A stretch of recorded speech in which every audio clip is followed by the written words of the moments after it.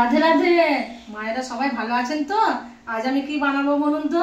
কলা পাতা দিয়ে তালের ভাপা পিঠে।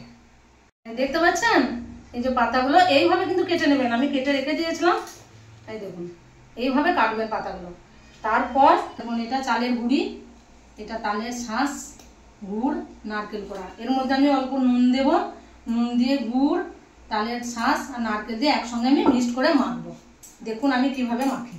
এখন নারকেল কোড়া আমি দিয়ে দিলাম, এর মধ্যে নুন দেওয়া হয়ে গেছে, নুন দিয়েছি, আপনি আপনার পরিমাণ মতো করবেন। এই দেখুন তালের শাঁস দিলাম,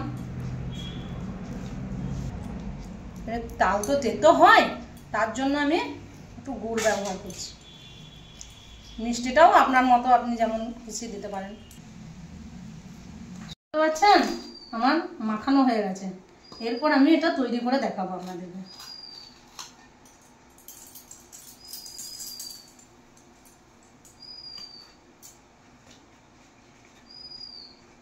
সুতো দিয়ে বেঁধে দিতে হবে।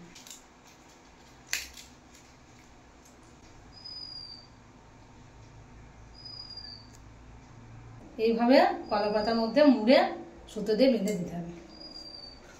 দেখতে পাচ্ছেন আমার সব তৈরি হয়ে গেছে, বানানো হয়ে গেছে। এইভাবে রেখেছি হাঁড়ির মধ্যে। এরপর এর মধ্যে কঞ্চি, এগুলো দেখতে পাচ্ছেন এটা বাঁশের কঞ্চি, এগুলো এইভাবে এগুলো সাজাতে হবে।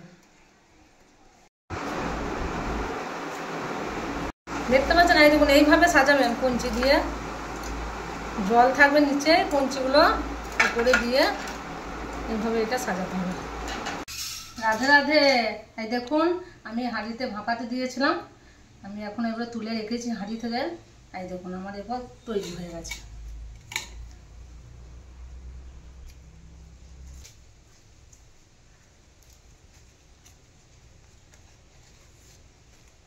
দেখতে পাচ্ছেন, দেখবেন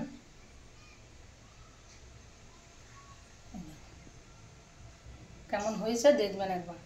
এটা আমার রাধা রানী, আমার গোবিন্দর প্রসাদ, আমার গোপালের প্রসাদ। আপনারা একটু করে দেখবেন, খেয়ে দেখবেন। এবং অনেক পদ্ধতি বেরিয়েছে ভাপানোর জন্য, কিন্তু আমি সেগুলো ব্যবহার করিনি। কিন্তু এর মধ্যে হাঁড়ির মধ্যে কঞ্চি দিয়ে করার একটা স্বাদই আলাদা। জয় রাধে, জয় রাধে, রাধে রাধে, জয় রাধে।